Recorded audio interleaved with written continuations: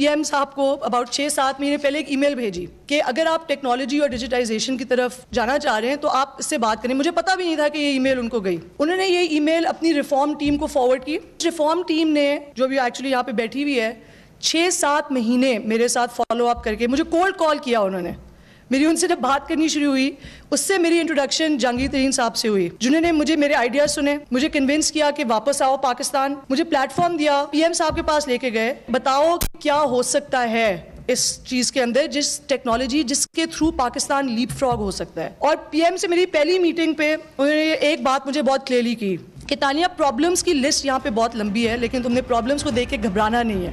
ان سب کی کانفیڈنس کی وجہ سے جی مجھے کانفیڈنس یہ پیدا ہوا کہ شاید ایز این آؤٹ سائڈر جو ایک سسٹم کا حصہ میں نہیں ہوں, شاید میں واپس آ کے لیپ آف فیتھ لے کے شاید کچھ یہاں پہ کنٹریبیوٹ کر سکوں.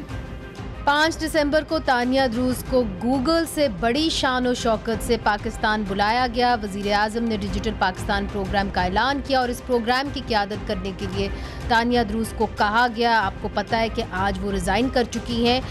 ڈیجیٹل پاکستان پروگرام براہ راست وزیر اعظم آفس کے تحت کام کرتا رہا جبکہ رولز آف بزنس 1973 کے قواعد 4 کی شرائط کے مطابق فروری میں تانیہ دروز کو ڈیجیٹل پاکستان کے بارے میں وزیر اعظم کی معاون خصوصی مقرر کیا گیا تھا اور ناظرین اسی مہینے فروری 2020 کے اندر ڈیجیٹل پاکستان فاؤنڈیشن کے نام سے غیر منافع بخش کمپنی کو حکومت کے ڈیجیٹل پاکستان اقدام کی تعریف کے لیے securities and exchange company of Pakistan کے سیکشن 42 کے تحت رجسٹر کرایا گیا تھا. تو یہ ایک الگ آپ سمجھ لیں این جی او کے تحت یا ایک کمپنی جو تھی وہ چل رہی تھی.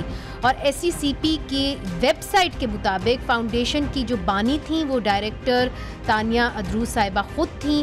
پی ٹی آئی کے رہنما جہانگیر خان ترین جو تھے وہ بھی آپ سمجھ لیں اس کے ڈائریکٹرز تھے.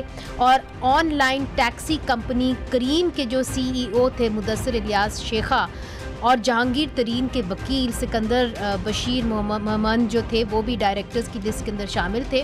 اور بورڈ آف ڈائریکٹرز میں تانیہ دروز جو تھیں ان کی شمولیت اور فاؤنڈیشن کی جو فنڈز تھے اور کاموں کے حوالے سے جو شفافیت کی کمی تھی اس کے حوالے سے خدشات نے جو جنم لیا اس کے نتیجے کے اندر بہت سے کیاسرائیاں شروع ہو گئیں اور یہ خاص طور پر مفاد کے تصادم کا جو ہے وہ باعث بنی. اس کے اوپر تانیہ دروز اپنا دفاع کیسے کرتی رہیں آئیے آپ کو دکھاتے ہیں. تک پہنچ گیا. تانیہ کے استعفے کی خبر آئی ہی تھی کہ اس کے بعد ایک اور استعفے کی خبر آ گئی اور وہ تھی وزیر اعظم کے معاون خصوصی برائے صحت ڈاکٹر ظفر مرزا. ڈاکٹر ظفر مرزا نے اپنے استعفے میں کہا کہ میں وزیر اعظم کے معاون خصوصی کے عہدے سے استعفیٰ دیتا ہوں. میں عالمی ادارہ صحت کو چھوڑ کر عمران خان کی ذاتی درخواست پر پاکستان آیا تھا. ناظرین, پاکستان کی خدمت کرنا ایک اعزاز کی بات ہے, یہ بھی انہوں نے کہا. آپ کو یاد ہوگا کہ جب سے تحریک انصاف کی حکومت آئی ہے اس وقت سے مختلف لوگوں کو ان کے عہدوں سے ہٹایا گیا ہے. پہلے فواد چودھری کو وزارت اطلاعات سے ہٹایا گیا, پھر فردوس عاشقوان کو, عامر کیانی کو وزارت صحت سے الگ کیا گیا, جو شبر زیدی صاحب ہیں ان کو بطور چیئرمین ایف بی آر سے استعفیٰ دینا پڑا. تو یہ تمام معاملات ہیں. آج 2 بڑے استعفے آئے ہیں. ہم نے دعوت دی ہے صداقت علی عباسی صاحب کو, ان کا تعلق پاکستان تحریک انصاف سے ہے, وہ قومی اسمبلی کی کمیٹی برائے تعلیم کے ممبر ہیں. بہت بہت شکریہ. ادھر اسٹوڈیوز میں ہمارے ساتھ ہیں علی گوہر خان صاحب, ان کا تعلق پاکستان مسلم لیگ نون سے ہے, وہ قومی اسمبلی کی کمیٹی برائے انفارمیشن ٹیکنالوجی اور ٹیلی کمیونیکیشنز کے ممبر ہیں اور ان سے پوچھیں گے کہ اس کمیٹی کے اندر جہاں تک ہماری اطلاعات ہیں تانیہ دروز کے کریڈینشلز کے بارے میں پوچھ گچھ ہوتی رہی ہے. شلا رضا صاحبہ ہمیں جوائن کری ہیں, جانا مانا نام ہے, ان کا تعلق پاکستان پیپلز پارٹی سے ہے, وہ سندھ اسمبلی کی سابق ڈپٹی اسپیکر بھی رہ چکی ہیں. آپ تمام لوگوں کا بہت شکریہ. صداقت صاحب, مجھے یہ بتائیے کہ اب یہ خبر آ رہی ہے تازہ ترین کہ تانیہ دروز اور دونوں ظفر مرزا کو جو استعفیٰ دینے کا کہا گیا تھا انہوں نے خود سے استعفے نہیں دیے. جی بہت شکریہ منیزے. مجھے تھوڑی سی آواز کم آ رہی ہے تو میں نے آپ کا انٹرو تو نہیں سنا, لیکن آپ نے استعفے کے بارے میں, دونوں کے استعفے کے بارے میں سوال کیا ہے. تو دیکھیں, پاکستان اور پاکستان کا مفاد کسی بھی انڈیویجول شخص کی ذاتی ان کا جو کریئر ہے اس سے بڑا اہم ہے. لہٰذا وزیر اعظم جنہوں نے اس قوم جن کو مینڈیٹ دیا ہے پاکستان کو ٹھیک کرنے کا, وہ جب مناسب سمجھے کسی کو انڈکٹ کر لیں کیبنٹ میں, اور جب وہ سمجھیں کہ کوئی اس کا ان کے توقع کے مطابق پرفارم نہیں کر رہا تو وہ ان سے استعفیٰ لے بھی سکتے ہیں, اور جب کوئی انڈیویجول سمجھے کہ وہ پاکستان کی وزیر اعظم کی توقعات پہ ڈیلیور نہیں کر سکتا تو وہ استعفیٰ دے سکتا ہے. اس میں میرا خیال ہے کوئی نہ ان کو رکھنا کوئی اچنبے کی بات ہے اور نہ ان کا چھوڑ جانا. ملک نے آگے جانا ہے, لوگ آتے جاتے رہتے ہیں. نہیں, یہ آپ نے درست کہا کہ ملک نے رہنا ہے, لوگ آتے جاتے رہتے ہیں, مگر اس وقت تو ہم پینڈیمک کے اندر ہیں اور ہمارے پاس تو یہ تنقید کر رہے تھے کہ جی آپ کے پاس ایک فیڈرل منسٹر ہی نہیں ہے ہیلتھ کے حوالے سے. تو جو ایک معاون خصوصی ہے ڈاکٹر ظفر مرزا جو اس چیز کو دیکھ رہے تھے, ان کا استعفیٰ آپ نے منظور کر لیا ہے.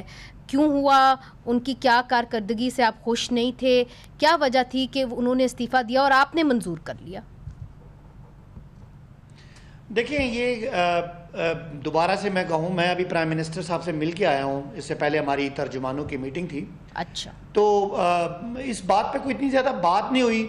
وزیر اعظم صاحب وزراء کی کارکردگی, ان کی جو ان سے ایکسپیکٹیشن ہے اس کے مطابق یہ خود فیصلے کرتے ہیں, اور کوئی نہ کوئی پازیٹیو بات ہے نہ کوئی نیگیٹو بات ہے.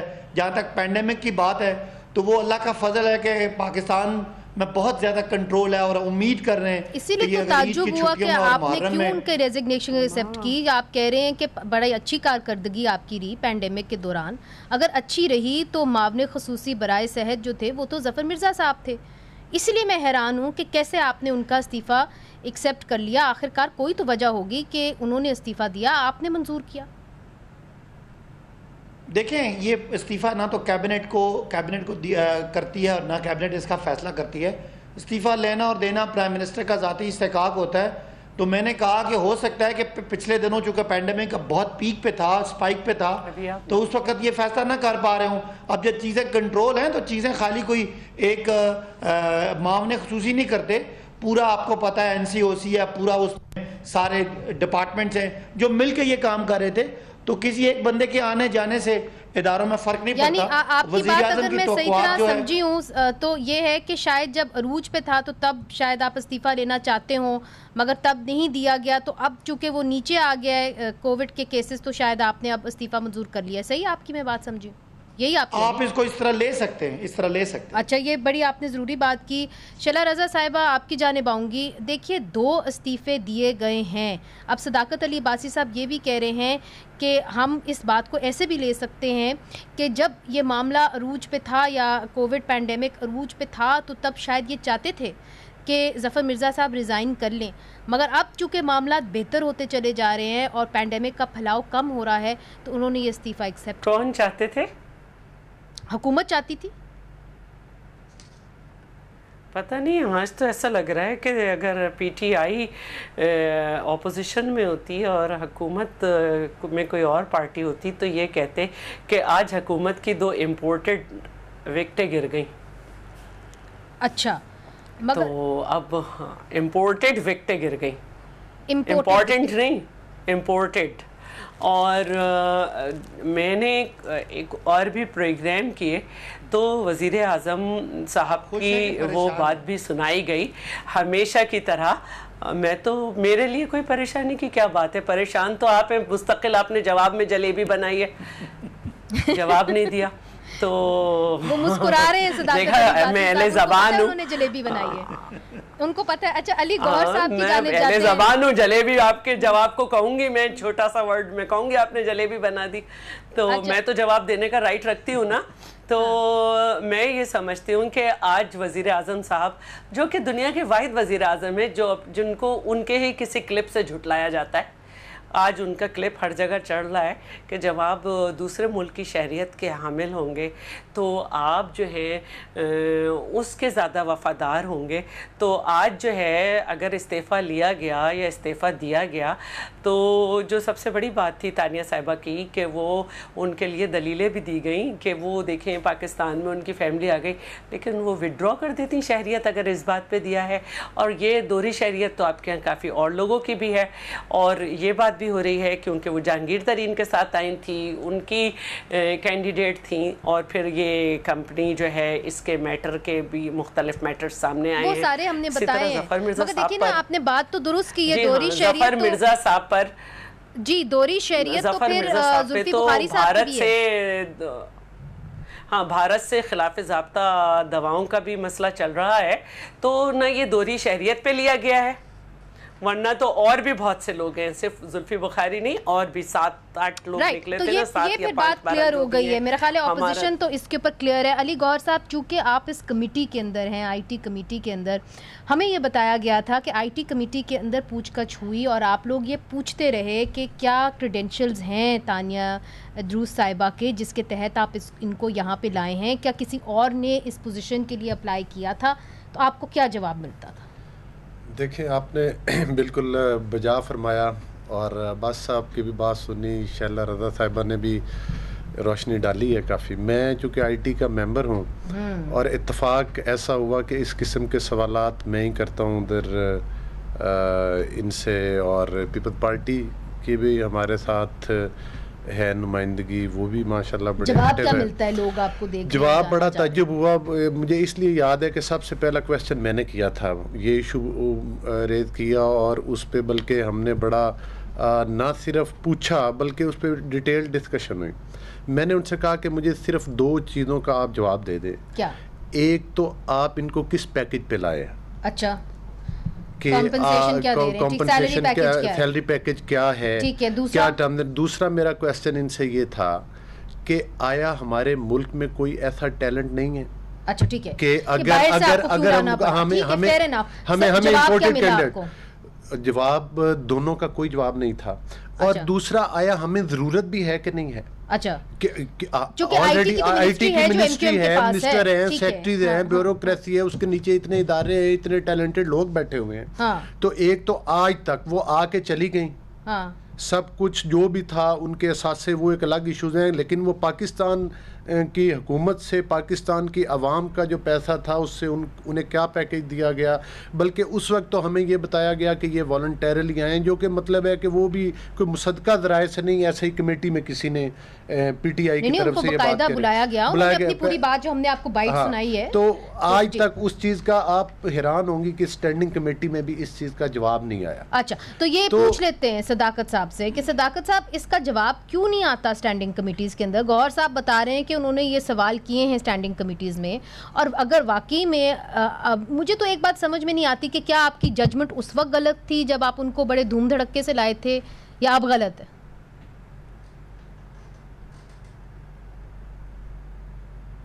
صداقت صاحب, آپ کو میری آواز آ رہی ہے؟ میرا خیال ہے صداقت صاحب کو میری آواز نہیں آ رہی, آپ اپنی بات مکمل کر لیجیے. جی, بات یہ ہے کہ یہ آپ کو پتہ ہے کہ جو جہاں تک آپ وہ ظفر صاحب کی بات کر رہی ہیں, تو یہ تو تانیہ, یہ تو بالکل دیکھیں نا, ہمارے ملک میں آلریڈی ٹیلنٹ ہے, ہماری منسٹریز میں اتنے لوگ بیٹھے ہیں, ان کو پراپر طریقے سے اگر انہوں نے کسی کو مطلب ہے کہ لگانا بھی تھا اس پوائنٹ آف ویو سے, تو اس کو پراپر طریقے سے ایڈورٹائز کرتے, لوگ آتے, ہمیں پتہ چلتا کہ وہ کس پیکج پہ آ رہی ہیں, باقی لوگ جو ہیں وہ آنا, وہ ہمیں کیا مطلب ہے کہ ہو سکتا ہے ہمیں اس سے کم پیکج میں مطلب ہے کہ زیادہ ٹیلنٹڈ لوگ مل جاتے. لیکن بات وہی, اچھا ایک اور بڑی آپ نے بات کی, میں نے آپ کی بات میں سے بات نوٹ کی ہے, آپ نے ایک کریم اور اس کا ریفرنس دیا ہے کہ وہ لوگ بورڈ میں شامل تھے. کیوں بورڈ میں شامل تھے؟ کانفلکٹ آف انٹرسٹ نہیں ہے. نیازی صاحب کیوں بھاشن دیتے تھے؟ کوئی ترین کا دوست ہے, کوئی نیازی صاحب کا دوست ہے, پرائیویٹ بزنس کرنے والے لوگ بورڈ میں بٹھائیں گے تو وہ دہاڑیاں لگا کے نہیں جائیں گے جیسے مرزا صاحب یا ڈاکٹر صاحب لگا کر گئے. صداقت صاحب سے بات کرتے ہیں, مجھے لگتا ہے کہ ان سے ہماری اب بات ہو سکتی ہے. صداقت صاحب, بات اصل میں یہ ہے کہ کانفلکٹ آف انٹرسٹ تو ہے. دیکھیں نا, ایک طرح سے آپ ڈیجیٹل پاکستان کی آپ ریپرزینٹ کر رہی ہیں, دوسری طرف سے آپ ڈیجیٹل پاکستان فاؤنڈیشن ایک این جی او بنا لیتے ہیں, اور آپ کہتے ہیں جس طرح تانیہ صاحبہ نے کہا کہ جی مجھے اس سے کمپنسیشن نہیں ملتی, مگر کمپنسیشن کی بات نہیں ہے. اگر آپ حکومت کے اندر ہیں اور آپ اس کے لیے چندہ اکٹھا کرنے جاتے ہیں تو کون آپ کو منع کرے گا؟ وہ بھی تو ایک فارم آف انسٹیٹیوشنلائز کرپشن ہے. اور اگر آپ حکومت کے ساتھ کوئی پروجیکٹ کرنا چاہیں, آپ کی وہ این جی او, تو ظاہر ہے وہ اگر آپ ہی جج ہیں اور اگر آپ ہی آپ سمجھ لیں آپ ہی اتھارٹی ہیں دینے کے لیے, تو پھر آپ کو کون روک سکتا ہے؟ Isn't that a big conflict of interest? دیکھیں منیزی، جب کانفلکٹ آف انٹرسٹ پہ بات آئی ہے، چیزیں سرفیس ہوتی ہیں، گڈ فیتھ میں کام کیا جاتا ہے اور پاکستان کو ٹھیک کرنے کے لیے ہر طرف سے لوگ منگوائے جاتے ہیں. اور اگر کوئی کانفلکٹ آف انٹرسٹ کی بات آئی ہے تو یہ پچھلوں کی طرح ہم نے ضد تو نہیں کی کہ نہیں ہم نے کرنا ہے. وہ کانفلکٹ آف انٹرسٹ ختم ہو گیا آج. اگر ان کو ریزائن انہوں نے دے دیا یا ان سے لے لیا گیا تو اس کا مطلب یہ ہے کہ یہاں لوگوں کے ضمیر جاگتے ہیں. یہاں لوگوں کے تعلقات وہ ملک کے لیے سب سے پہلے ملک ہے اور اس کے بعد باقی چیزیں. ضمیر اگر جاگتا ہو اپنے گھر کے اندر تو وہ ایک اور بات ہے، مگر شیلا صاحبہ بھی بیٹھی ہوئی ہیں، میں بھی خاتون ہوں، ہم اپنے گھر نہیں چلا سکتے اگر ہم روز لوگوں کو تبدیل کرتے رہیں. بات یہ ہے کہ اگر آپ اس عہدے پہ آئے ہیں تو لوگوں نے آپ کی سینس آف ججمنٹ کے اوپر بھروسہ کیا ہے، اس لیے آپ وہاں پہ بیٹھے ہوئے ہیں. اگر آپ ہر وقت ہی اپنی ٹیم بدلتے رہیں گے تو جو کنٹینیوٹی، سنجیدگی اور آپ چاہتے ہیں اتنے بڑے بحرانوں کا آپ کا سامنا ہے، کیسے کریں گے آپ؟ پھر یہ سارا سنبھالیں گے کیسے؟ ان چیزیں دیکھیں کہ یہ آپ کا اپنا پوائنٹ آف ویو، یہ آپ کا پوائنٹ آف ویو ہے، جبکہ ہمارا پوائنٹ آف ویو ہے کہ کوئی آدمی بھی چلتے چلتے وہ امپروو بھی کر سکتا ہے اور اس کو خدا نہ خواستہ کوئی ڈیفیکٹ بھی سامنے آ سکتا ہے. لہٰذا یہ ایک بہت بڑی ایک سمجھ جائیں ٹرین جا رہی ہے جس میں لوگ ایڈ آن بھی ہو رہے ہیں. کوئی سارے تو نہیں چلے گئے. اگر 40-50 لوگوں میں سے 2 لوگ آ گئے اور 2 چلے گئے تو اس سے کیا فرق پڑتا ہے؟ یہ ایک پروسیس ہے جس کے ساتھ جس نے ہماری گاڑی نے آگے جانا ہے اور سواریاں آتی جائیں گی اور جو ملک کے لیے مفید ہوں گے وہ چلیں گے. اس کے اوپر شیلا صاحبہ کچھ کہنا چاہ رہی ہیں. کوئی جمہوری، کوئی آئینی، کوئی قانونی، کوئی پرفارمنس کی بیس پہ تو اس کو یہی تو ہمارا فرق ہے کہ ہمارے لیے پرائرٹی ملک ہے، ڈیلیور کرنا پرائرٹی ہے. ہمارے لیے شخصیات میٹر نہیں کرتی. آپ کی پرائرٹی کے اوپر بات نہیں ہو رہی، آپ کی ٹائمنگ کے اوپر ہو رہی ہے، آپ کی سینس آف ججمنٹ کے اوپر ہو رہی ہے. پہلے آپ کی ججمنٹ ٹھیک تھی، اب ججمنٹ ٹھیک ہے، کسی کو کچھ نہیں پتا. شیلا صاحبہ دیکھیں نا یہاں پہ لوگ شیلا صاحبہ کی صاحب جانب جاتی ہوں، پھر آپ کی جانب آؤں گی. صداقت صاحب خالی رشتہ داریوں پہ رکھا گیا نا، رشتہ داریوں پہ لوگ الیکٹ ہوتے رہے اور سلیکٹ ہوتے رہے. یہاں تو کمپٹیشن ہے، کمپیٹیٹو انوائرمنٹ ہے. جو پرفارم کرتا ہے وہ اسٹے کرتا ہے، جو نہیں کرتا وہ گوہر صاحب کہہ رہے ہیں کہ آپ نے ایڈ ہی نہیں دیا ہوا تھا. تانیہ دروز کو جو آپ نے دیا ہے عہدہ، اس کے لیے آپ نے کوئی ایڈ ہی نہیں دیا ہوا تھا. There was no competition at all. دیکھیں اگر کوئی، مجھے تو نہیں ڈیٹیل پتا، مجھے ایگزیکٹ نہیں پتا. اگر کوئی پروسیجر مسٹیک ہوئی ہے تو اس مسٹیک کا جو ذمہ دار ہے وہ ہے، لیکن وہ چیز اگر کریکٹ ہو جاتی ہے تو ملکی معاملات ہیں، اس میں وہ کہہ رہے پرائم منسٹر ہیں ود کریکشن. چلیں اگر پرائم منسٹر سے بھی کوئی غلطی ہوئی ہے تو وہ گڈ فیتھ میں ہوئی ہے تو وہ کریکٹ ہوگی نا. آپ اگر کوئی اعتراض کرتے ہیں شیلا رضا صاحبہ دیکھیں، اگر وزیر اعظم سے اگر کوئی غلطی ہوئی ہے تو گڈ فیتھ میں ہوئی ہے. شیلا رضا سے بات کرنے دیجیے پلیز. وہ کرپٹ ہیں تو وہی رہیں گے. شیلا رضا صاحبہ آپ ہم نے کوئی ضد تو نہیں کی. دیکھیے میں یہ کہنا چاہ رہی ہوں کہ یہ جو کہہ رہے ہیں کہ ٹرین چل رہی ہے، وزیر اعظم چلا رہے ہیں، تو اگر انہوں نے کوئی ایسا ٹیکنیشین رکھ لیا جو ٹرین کی خرابی دور نہیں کر سکتا اور اس نے ٹکٹ بھی نہیں لیا تو پھر میں کیا کر سکتی ہوں؟ آپ نے کوئی بھی مسافر بٹھا لے، وہ لوٹ کے سارے مسافروں کو چلا جائے اور ٹرین منزل پہ نہ پہنچ سکے اور خرابی بھی نہ دور ہو سکے ٹرین کی، تو یہ پاکستانی ٹرین تو نہیں ہے نا جس کا حل جو ہے وہ شیخ رشید صاحب نے یہ کر دیا کہ اس کو بند ہی کرنا پڑ رہا ہے. یہ پاکستان کا نظام ہے بھائی، یہاں پہ ایک طریقہ کار ہے. آپ دودھ کے دھلے لوگ آئے ہو، آپ کو ایسا نہیں کرنا چاہیے. یہ کیا جواب آپ دے رہے ہیں؟ اس کے اوپر وقفہ لے لیتی ہوں شیلا صاحبہ. یہ تو وہی بات ہے کہ وزیر اعظم ایماندار ہیں، وزیر اعظم جو ہیں وہ سب ہیں اور گاڑی چلا رہے ہیں لیکن انہیں ڈرائیونگ نہیں آتی. چلیں اس کے اوپر وقفہ لیتی ہوں. مگر آج قومی اسمبلی میں ناظرین جو اجلاس ہوا ہے اس میں کافی گرما گرمی ہوئی ہے، ہنگامہ آرائی ہوئی ہے. مگر اس ہنگامہ آرائی کے دوران 2 ایسے بل پاس ہوئے ہیں جو فیٹف سے منسلک ہیں. اس کے بارے میں پوچھیں گے گوہر صاحب سے وقفے کے بعد. ویلکم بیک ناظرین. اب ذکر کرتے ہیں قومی اسمبلی میں جو ہنگامہ آرائی ہوئی ہے اور اس شور شرابے میں فیٹف کے حوالے سے 2 بل، انسداد دہشت گردی ترمیم بل 2020 اور اقوام متحدہ کی سیکیورٹی کونسل ترمیمی بل 2020 پاس ہو گئے ہیں. پر چاہے وہ پنجاب اسمبلی ہو ناظرین یا پھر قومی اسمبلی، بل پاس کرنے کا معاملہ یہ بل بڑے بغیر ہی ہو رہا ہے اور بحث کرے بغیر ہی ہو رہا ہے، جس کی وجہ سے میرے اور آپ کے انسانی حقوق جو ہیں وہ پامال ہو رہے ہیں. گور صاحب بات یہ ہے کہ فیٹف کا جو بل تھا، راجہ پرویز اشرف صاحب نے آج بات کی. انہوں نے کہا یہ 6 مہینے سے اسٹینڈنگ کمیٹی کے اندر موجود تھا اور اس کے اوپر ہم بات اسی لیے نہیں کر رہے تھے کہ وہاں پہ جو وزیر خزانہ ہیں ان کو بلایا جا رہا تھا، حفیظ شیخ صاحب کو، مگر وہ آئے ہی نہیں ہیں اسٹینڈنگ کمیٹی آن فائنانس کے اندر, وہ پیش ہی نہیں ہوئے ہیں, جس کی وجہ سے یہ جو فیٹف کے 2 بلز تھے یہ 6 مہینے سے اٹکے ہوئے تھے, اب یہ فل فور جو ہے ان کو پاس کیا گیا ہے. دیکھیں یہی تو ہے نا کہ ان کی ڈائریکشن ہی ٹھیک نہیں ہے. آپ نے بل کی بالکل ٹھیک بات کی. ایک تو ہمیں 2 چیزوں پہ اختلاف تھا. ایک تو ہر چیز کے پیچھے ان کی ایک اور کہانی بھی ہوتی ہے. ایک تو یہ ایک سیکنڈ نیب بنانا چاہ رہے تھے, ایک اس قسم کا اس کا ایک پارٹ تھا جس کے تحت یہ مجھے آپ کو کسی کو بھی جو بھی کوئی باہر اپنی کو ٹرانزیکشن کرتا ہے تو اس کو صرف شک کی بنا پہ اریسٹ کر لیں اور اس کے بعد دیکھیں کہ وہ گنہگار ہے یا بے گناہ یا وہ صفائیاں دیتا پھرے. اس کے ذریعے مقصد تھا کہ مزید آنے والے الیکشن کے لیے پاکستان کے پولیٹیشنز کو کچھ ایسے بزنس مین کا سیکریوٹائٹ کرنے کا جو کہ پی ٹی آئی کے علاوہ کچھ اور لوگوں کو سپورٹ کرتے ہیں, ان کی گورنمنٹ, بہرحال جو بھی تھا, یعنی کہ بزنس مین کے خلاف, لیکن ہاں نہیں پولیٹیشینز کو مین ٹارگٹ پولیٹیشین. لیکن میں اس میں یہ گزارش کروں گا کہ جہاں تک تو ہم نے تو انہیں آفر کیا کہ ہم تو آپ کے اتفاق رائے کے ساتھ یہ پاس کرنا چاہتے ہیں اور اس میں ہماری مشاورت بھی شامل تھی. لیکن آپ کو پتہ ہے کہ وہ خاقان عباس صاحب, اور اس دن میں بھی ادھر کھڑا تھا کل جب خواجہ آصف صاحب نے اور پیپلز پارٹی کے دوستوں نے پریس کانفرنس کی, تو اس کے بعد انہوں نے یہ اپنی چیزوں پر اٹک گئے اور انہوں نے کہا جو ہم نے ایز اے اپوزیشن ان کو پرپوزل دی ان پر انہوں نے غور نہیں کیا, اور ان کو نیازی صاحب کی طرف سے ڈائریکشن ملی کہ ان کی کوئی مشاورت کوئی بات آپ نے نہیں ماننی. اور اسپیکر کا جو رویہ اور اسپیکر صاحب کا جو طریقہ تھا اس کو پاس کروانے کا, اس کو پٹ کرنے کا, وہ بالکل بلڈوز کر رہے تھے.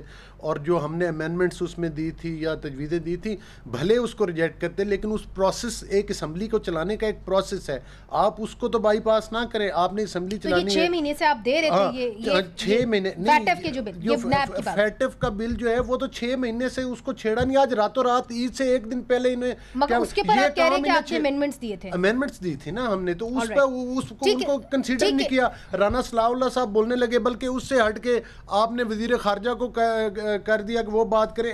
کل انہوں نے وزیر خارجہ کو بولنے کا موقع دیا, جب پیپلز پارٹی کی باری آئی تو وہ اجلاس ختم کر کے جو ہے اسپیکر صاحب چلے گئے. یہ ٹرین کی باری بات کرتے ہیں, بھائی ٹرین میں جو لوگ اتر رہے جا رہے ہیں ان کو تلاشی تو دے کے جائے. اچھا ٹھیک ہے صداقت صاحب, آپ نے گور صاحب کی بات سنی, وہ یہ کہتے ہیں کہ آپ بلڈوز کر رہے ہیں لیجسلیشن کو. مگر خیر ان سے بھی میں پوچھوں گی, چونکہ جب بلز آتے ہیں تو یہ پڑھتے بھی نہیں ہیں. پنجاب اسمبلی میں ایک بل ایسا ہے جس کو پڑھے بغیر انہوں نے پاس کر دیا, مگر جب بلز آتے ہیں, جیسے اسٹینڈنگ کمیٹی میں بل آیا اس کے پر انہوں نے کہا کہ جی ہم جو منسٹر آف فائنانس ہے حفیظ شیخ, ہم چاہتے ہیں کہ وہ اسٹینڈنگ کمیٹی میں آئیں اور اپنی بات کریں. تو جب سے وہ فائنانس منسٹر بنے وہ آئے ہی نہیں کمیٹی کے اندر. حفیظ شیخ کو لانا حکومت کی ذمہ داری ہے نا. جی منیزہ, یہ بڑا چھوٹا سا مسئلہ ہے. سب سے بڑا مسئلہ کہ آج بحث لڑائی کس بات کی تھی کہ جو ان کی تجاویز تھیں وہ آپ کو اور آپ کے ناظرین کو پتہ چلیں کہ پیپلز پارٹی اور نون لیگ اس وقت جو فیٹف کا ایشو ہے, جو پاکستان کی انٹرنیشنل آبلیگیشن ہے, اس کے مقابلے میں ہم سے این آر او مانگ رہے ہیں. اچھا, اور یہ این آر او جو سب این آر او سے بڑا ہے, آپ اگر ان کی تجاویز سنیں, تجاویز کیا ہیں جی, کہ وہ تجاویز کہ جتنے بڑے بڑے کیسز ہیں وہ سارے ان کو معاف ہو جائیں اور اس کے بدلے میں ہم ان کو یہ ہمیں فیٹف میں سپورٹ کریں. یعنی اس میں کہ جی سزا جو ہے وہ صرف نائلی کی 5 سال ہو. 99 سے پہلے جو 92, 94, 96 میں جو انہوں نے فلیٹ لیے, سرے محل لیے, لنڈن فلیٹ لیے, وہ سارے چھوڑ دیں. چودھری شوگر مل کا کیس 5 سال پرانا کوئی کیس نہ اٹھائیں, 1 ارب سے نیچے کی کرپشن نہ کریں. یہ سارا کچھ جو ہے یہ اس وقت پیپلز پارٹی اور نون لیگ چاہتی ہے کہ نیب ختم کر دیا جائے, کرپشن کو لیگل قرار دے دیا جائے. تو میرا ان سے سوال ہے کہ یہ پاکستان کی جیلیں بھی ختم کر دیں. جتنے چھوٹے چھوٹے کرپٹ لوگ ہیں, کسی نے 2 لاکھ پہ, کسی نے 3 لاکھ پہ بینکوں کے قرضے دینے, وہ جیلوں میں. اور بڑے جتنے ہمارے ماشاءاللہ کرپٹ ہیں, چاہے وہ پی ٹی آئی کے ہیں, نون کے ہیں, پیپلز پارٹی کے ہیں, ان کے لیے یہ این آر او. اچھا, مگر یہ جو آپ نے بات کی یہ تو ہماری اخلاقیات کا آج جنازہ نکلا ہے. اس کے اوپر جواب ضرور لینا چاہیے. شیلا صاحبہ, جو یہ کہہ رہے ہیں کہ آپ نے ایک طریقے سے بلیک میل کیا ہے حکومت کو, آپ فیٹف کا بل پاس نہیں کر رہے, اگلے مہینے ہمارا ریویو ہے فیٹف کا, اگر وہ پاس نہیں ہوتا تو پھر پاکستان گرے لسٹ سے شاید بلیک لسٹ میں بھی جا سکتا ہے, بہرحال گرے لسٹ میں تو رہے گا. تو اگر آپ یہ ملک کے مفاد کے لیے نہیں کریں گے اور نیب کی ترامیم کے اوپر ایک طریقے سے کنڈیشن رکھ لیں گے, तो फिर ये मुल्क के लिए नुकसानदेह हो सकता है। देखिए, जब से ये आए मुल्की मफाद इतना लफ्ज़ इस्तेमाल करते हैं, अगर इतना ही इन्हें अजीज़ था तो 6 महीने से स्टैंडिंग कमेटी में पड़ा हुआ है, क्यों नहीं इसको हफीज़ शेख को हाज़िर किया गया? उन्हें क्या काम है? एज़ मिनिस्टर वो असेंबली में जवाबदेह भी नहीं है, मुशीर हैं वो, तो उनको आना चाहिए था। मईशत पे उन्होंने कुछ काम नहीं किया। पाकिस्तान की तारीख़ में पहली दफ़ा नेगेटिव हो गई ग्रोथ, पिछले साल 1.9 हो गई थी। इस दफ़ा इन्होंने कोरोना कारपेट में दबाने की कोशिश की, लेकिन सब लोग जानते हैं कि कोरोना मार्च के एंड में आया है। तो मैं ये कहना चाहती हूँ कि देखिए, फैटफ के लिए हमें नैब के ऊपर कुछ, नैब के लिए हमें फैटफ के लिए कुछ करने की ज़रूरत नहीं है। नैब में तो हम बात ही नहीं कर रहे, नैब में तो सुप्रीम कोर्ट बात कर रहा है कि नैब के लिए सुप्रीम कोर्ट खुद खड़े होके कह रहा है कि भाई ये इंसानी वक़ार और ह्यूमन राइट्स के ख़िलाफ़ है ये, और सब जानते हैं कि अक़वाम मुत्तहिदा के चार्टर से भी के मुताबिक नहीं है। ये सब जानते हैं कि ये परवेज़ मुशर्रफ ने सियासी इंजीनियरिंग के लिए बनाया था, ये पाकिस्तान के बुनियादी आइन से मुतसादिम है। इधर लेते हैं छोटा सा वक्फा, वक्फे के बाद फिर से हाजिर होते हैं।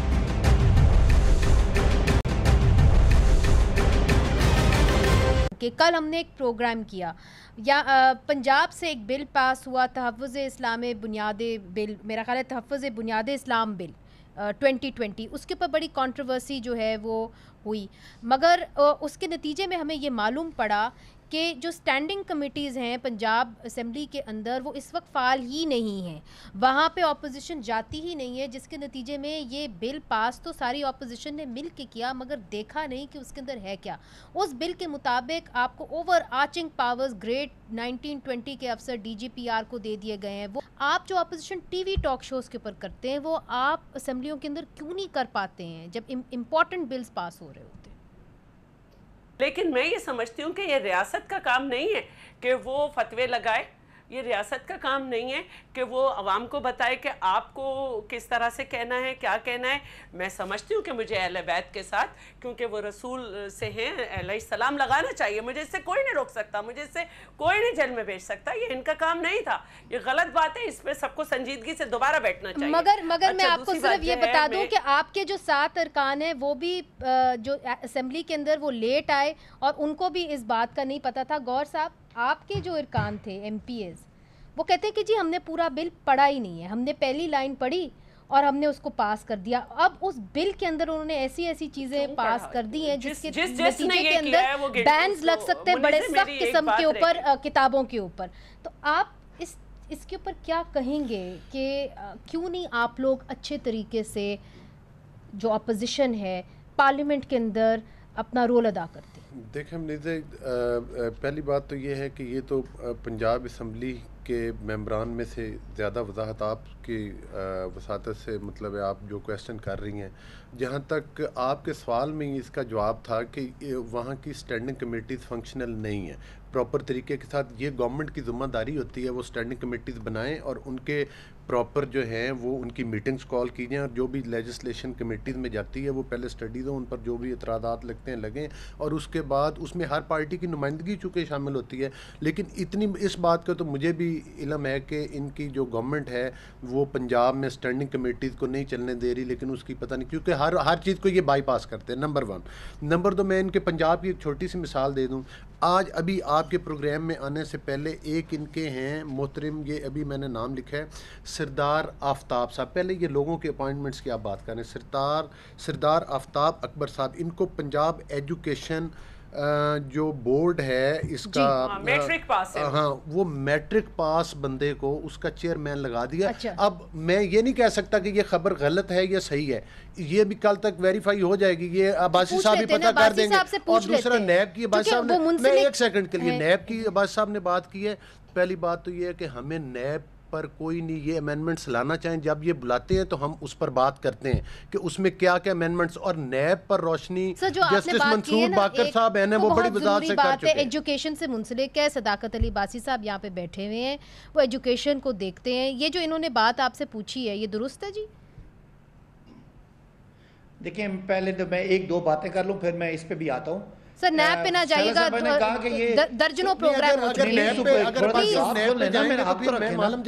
सुप्रीम कोर्ट ने کہا کہ یہ نیب کا قانون انسانی حقوق کے خلاف ہے. آپ تو بڑے جمہوریت کے چیمپئن ہیں, 20 سال آپ کو یہ بات سمجھ ہی نہیں آئی. سر ایک میٹرک پاس بندہ جو ہے وہ آپ نے ووٹ کا ہیڈ لگا دیا ہوا ہے پنجاب میں. بہت بات ہو چکی, نون لیگ اپنی غلطی مان چکی, اس پہ بہت بات ہو چکی, نون لیگ اپنی غلطی مان چکی. آفتاب اکبر صاحب, اوہو مجھے اب یہ پتا نہیں ہے کہ اس سے پہلے جو واسق قیوم صاحب تھے ان کا تعلق پنڈی سے تھا. میں آپ کو بتاؤں کہ وہ نسٹ کے گریجویٹ تھے اور وہ نسٹ کے انجینئر تھے, یہ تو مجھے پتا ہے, جو پنجاب ایجوکیشن فاؤنڈیشن کے چیئرمین تھے. انہوں نے ریزائن کیا ہے, آپ کو نئی اپوائنٹمنٹ ہوئی ہے کہ نہیں ہوئی مجھے معلومات نہیں ہے, اور میں آفتاب صاحب کو تو جانتا ہوں چکوال سے, لیکن مجھے نہیں پتا کہ ان کی اپوائنٹمنٹ ہوئی ہے. اگر ہوئی ہے تو اس وقت آپ سوال کریں گے تو آپ کو جواب ملے گا. میں منیزے اپنا حق سمجھتے ہوئے یہ لوگوں کو بتانا چاہتا ہوں, آپ کے ناظرین کو, کہ یہ جو 38 پوائنٹ کا نیب آرڈیننس تھا, اس میں 34 پوائنٹ پیپلز پارٹی نے دیے کہ نیب کے تمام ہاتھ کاٹ دیں, اس کے پار کاٹ دیں, جس میں بڑے سے بڑے لائرز ہیں, تاکہ جو کھایا بھی ہے بھی ایکسیپٹیبل نہیں ہے آپ کے لیے. دیکھیں یہ تو کوئی یہ بات کسی لاجک کے ساتھ کریں. انفارچونیٹلی بالکل ختم ہو گیا ہے, میرے پروگرام کا وقت بالکل ختم ہو گیا. صداقت علی عباسی صاحب, شیلا رضا صاحبہ, آپ کا بھی بہت بہت شکریہ. علی گوہر صاحب, وقت کم ہوتا ہے ناظرین, نیب کے اوپر درجنوں پروگرام ہو گئے ہیں, مگر ایک بات تو سامنے آ گئی ہے کہ جو اسٹینڈنگ کمیٹی پنجاب کے اندر ہے وہ اس وقت فعال نہیں ہے. وہاں پہ جو بھی لیجسلیشن جاتی ہے اس کے اوپر بحث نہیں ہو سکتی. جو نیشنل اسمبلی کے اندر اسٹینڈنگ کمیٹیز ہیں وہ علی گوہر صاحب آپ کو بتا چکے ہیں کہ وہاں پہ کیا حالات ہیں. تو اگر اس طرح چلتا رہا تو ایک فنکشننگ جو ہوتی ہے, اور میں نے اور آپ نے جو ریپرزینٹیوز جو بھیجے ہیں اسمبلیوں کے اندر, وہ اپنا کام کیسے مکمل کریں گے, میرے اور آپ کے جو فنڈامنٹل رائٹس ہیں اس کو کیسے محفوظ کریں گے, معلوم نہیں. آج کے لیے اجازت دیجیے, خدا حافظ.